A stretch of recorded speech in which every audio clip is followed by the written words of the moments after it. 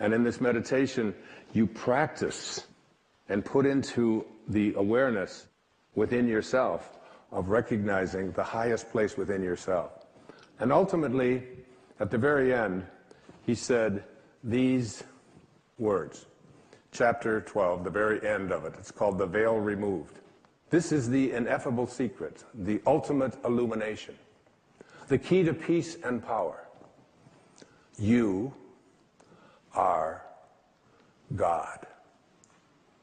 Those are the three magic words. If you will accept this towering truth and dare to stand atop this magnificent pinnacle, universal consciousness will be revealed to you from within. God is there. It is He who peers from behind your eyes, who is your own consciousness, who is your very self. You are not just a part of God, you are altogether God.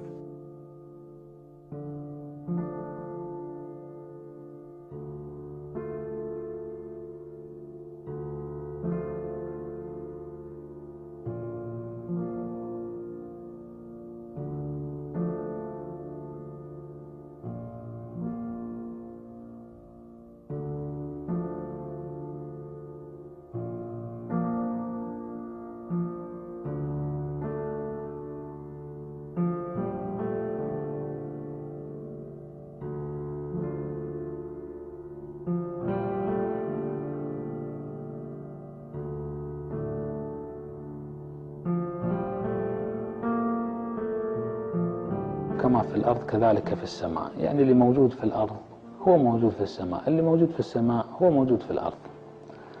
وهذا قانون تحدثنا عنه أن المسلمين القدماء كانوا يفهمون هذا القانون جيدا، كانوا يعرفون أنه ما تفعله في الأرض تجنيه من السماء وتجده في السماء، وما تعمله من خير تجدوه عند الله.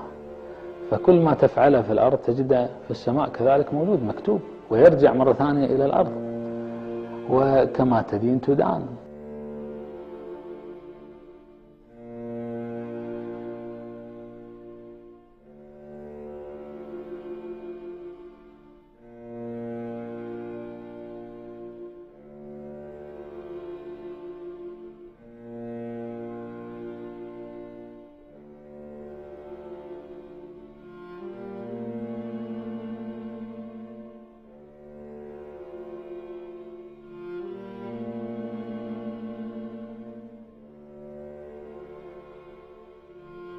في قانون اسمه قانون المراسلات. العالم الداخلي هو السبب في العالم الخارجي. طب العالم الخارجي بيعمل ايه؟ بيقول لك هو بيؤكد العالم الداخلي، يعني المؤثرات الخارجية والتحديات الخارجية لا تؤثر في الإنسان بل تظهره، بتظهر اللي جواك. لو أنا من النوع اللي بتعصب ويقول لك ده عصبني، لا ثانية واحدة، أنت لو سافرت في أي حتة في العالم برضه هتتعصب بنفس النتيجة وبنفس الطريقة، لأن جواك العصبية، اتعلمت تتعصب إزاي. وفي نفس الشيء لو أنت من النوع اللي ما بتحكمش بسرعة وبتعرف إزاي توزن أحاسيسك، وسافرت في أي حتة في العالم هتعرف برضه توزن أحاسيسك. مثل قضية المرآة مثلا، إن المرآة هي عبارة تعمل وفق قانون الانعكاس. أنت تشاهد في مكان جامد لكنه يعطيك انعكاس ما تشاهده من حيث تشاهد. والقانون هذا عزيز المشاهد دقيق جدا، ينص على أن إذا كان الكون هو عبارة عن مرآة، والمرآة هذه فيها عدة صفات. مرآة الكون هي مرآة دقيقة وصادقة لدرجة أنها تكشف عمق الأسرار الذي يعني يراها الإنسان عن نفسه في نفسه. يعني هذه المرآة دقيقة جدا، صادقة ومحترفة، يعني لا تكذب أبدا.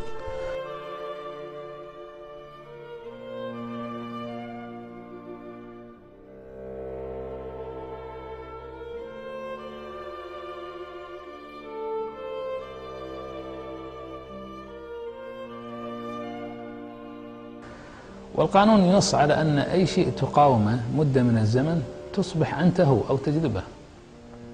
من يقاوم الظلم وباستمرار رايته هو في مقاومة الظلم وحرب الظلم وكذا، يوم من الأيام يجد نفسه هو وطاقة الظلم واحد. بدلا من أن تلعن الظلام أوقد شمعه، بدلا من أن تحارب الفقر فكر في الوفرة، بدلا من أن تلعن الفشل وتحارب الفشل وتخاف من الفشل عليك أن تجذب النجاح والوفرة والغنى. من يقاوم الديون يصاب بالديون، من يقاوم المرض يصاب بالمرض، من يقاوم الحروب يقع في الحروب.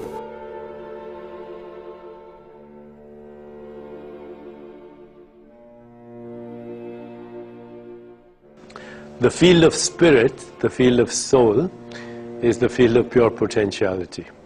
Your mind thinks in limitations, but your spirit is infinite, unbounded, eternal, beyond space-time and causality, and therefore there's no limitation. Whatever consciousness can imagine, it can accomplish, and once it does that, it imagines something more. The second way is through the practice of non-judgment, because 99.9% of our internal dialogue is about judgment. We're always trying to classify things as good and bad, right and wrong. I've never believed that self-righteous morality is any indication of spirituality.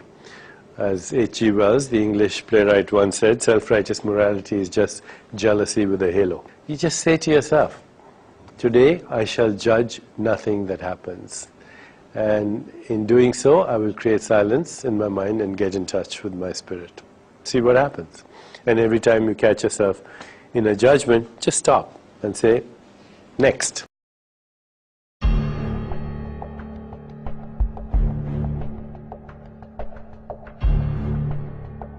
The law of attraction is based on a understanding of consciousness as a field of possibilities, as a field of infinite possibilities actually. Where is this consciousness? This consciousness is in the space, in the gap between our thoughts. And this space between our thoughts is known as the discontinuity. Secondly, it's a place of non-local correlation where everything is synchronized with everything else. Everything is inseparable with everything else. Thirdly, it's a place where uncertainty proliferates, which is very good because based on the uncertainty is the fourth property, which is called creativity. The more the uncertainty, the more the creativity. القانون الذي نتحدث عنه هو قانون كوني اسمه قانون الجذب. ينص على أن أنت تجذب إلى حياتك ما تشعر بما تفكر به معظم الوقت. الجملة شكلها شيء باللغة العربية مركبة، لكن المعنى دقيق. هو أنت تجذب إلى حياتك ما تشعر بما تفكر به معظم. أول في السابق كنا نقول أنت تجذب ما تفكر به. كنا نقول أنت تجذب ما تفكر به. بعدين النظرية هذه بدينا نكتشف أنها فيها يعني استثناءات كثيرة. في ناس يفكرون بشيء ويجذبون شيء ثاني، يعني في ناس يعني يفكرون بشيء ما يجذبونه. فبدينا نقول أنت تجذب ما تفكر به معظم الوقت.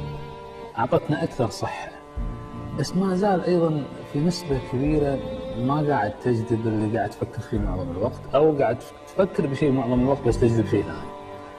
بعدين وضعنا هذا التصحيح الدقيق جدا، وأنت تجذب ما تشعر بما تفكر به.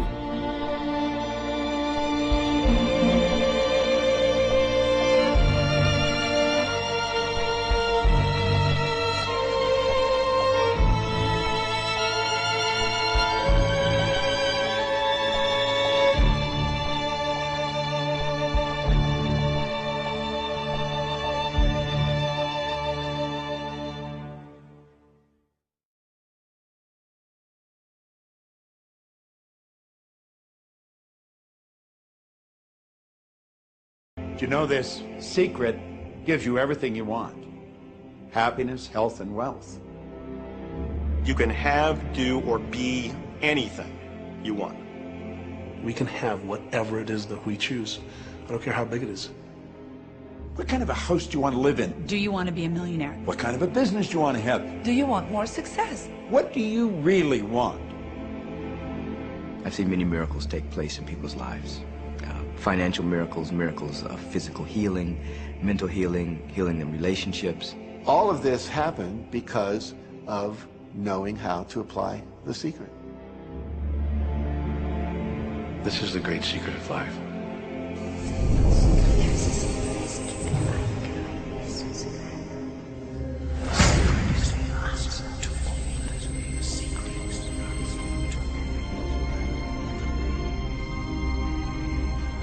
Since I learned the secret and started applying it to my life has truly become magical. I think the kind of life that everybody dreams of, and I live on a day-to-day basis.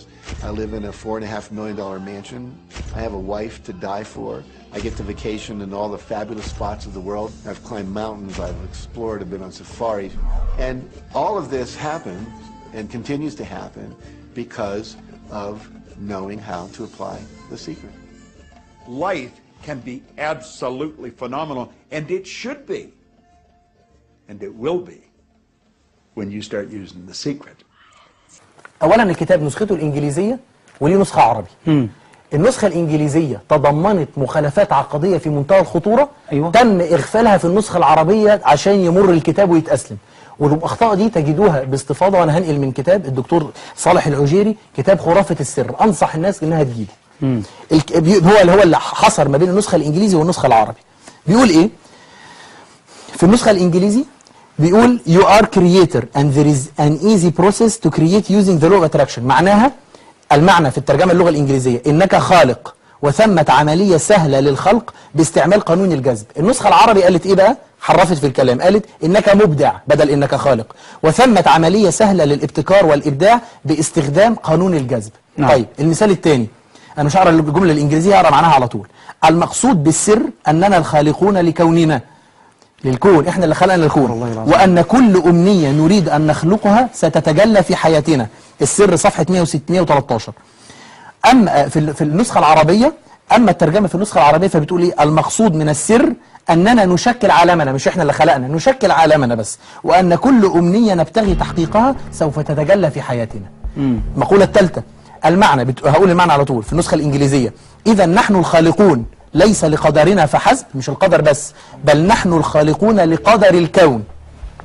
دي ايضا موجوده في النسخه الانجليزيه. نعم. النسخه العربيه حرفت الموضوع، بتقول ايه بقى؟ اذا نحن نستطيع تشكيل وتغيير حياتنا، وليس فقط حياتنا وانما يمكننا تغيير شكل الكون كله. دي حتى دي في النسخه العربيه.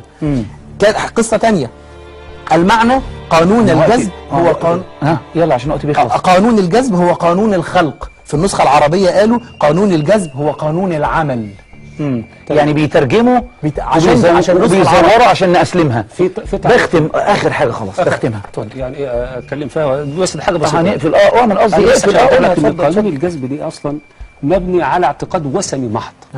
انا خليني اوضح لك بس ليه ربنا سبحانه وتعالى جعل الإنسان في كل ما يتمناه، كلمة التمني اللي هي الجذب. أيوة. بأي تردد هم بيتكلموا عنه. نعم. إن ليس كل ما يتمناه المرء يدركه.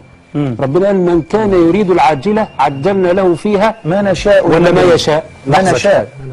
عجلنا له فيها لا تعالى بقى في الآخرة لهم ما يشاءون فيها لدينا مزيد. ليه قال في الآخرة ما يشاءون؟